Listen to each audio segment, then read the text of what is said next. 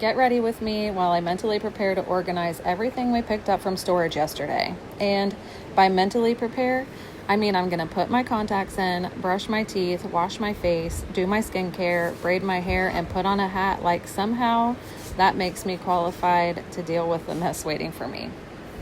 Yesterday we brought another load back to the RV, and in a space this small, everything has to have an actual home. There is no random closet where you can shove everything, close the door, and forget about it.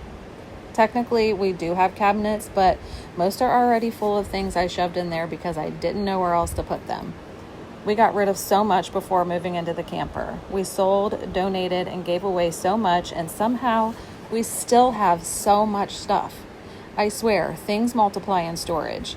You open one tote and suddenly there are 3 extension cords, 2 baskets you forgot existed, and something no one remembers buying, but everyone insists we absolutely cannot get rid of. So today's mission is to figure out what can stay in the RV, what goes back to storage, and what we should finally let go of. The problem is, every time I pick something up and say, we haven't used this in years, someone says, but we might need it.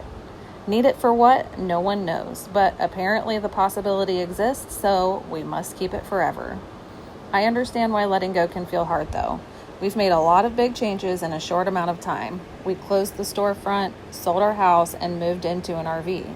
Even random things can feel connected to our old life. But one reason we chose this life was because we wanted less. Less stuff to manage, less money going toward a house we barely had time to enjoy, and less feeling like we were constantly working just to keep up. We wanted more time together, more freedom, and more experiences. So while I'm sorting, I'm asking, do we use this? Does it fit the life we're living now? Do we have somewhere to put it? And is it worth moving 3 other things every time we need it? Because RV organization is basically Tetris. Everything has to fit. Nothing can fall over while we're driving, and you have to remember which cabinet you hid it in. There is also nowhere for clutter to hide. In a house, 1 box on the floor isn't a big deal. In an RV, 1 Amazon box can make it look like you've completely lost control of your life. So I'm doing a tiny refresh on myself before attempting a much bigger refresh on the camper. Nothing fancy. Contacts, clean face, skincare, a little makeup, pigtail braids, and a hat.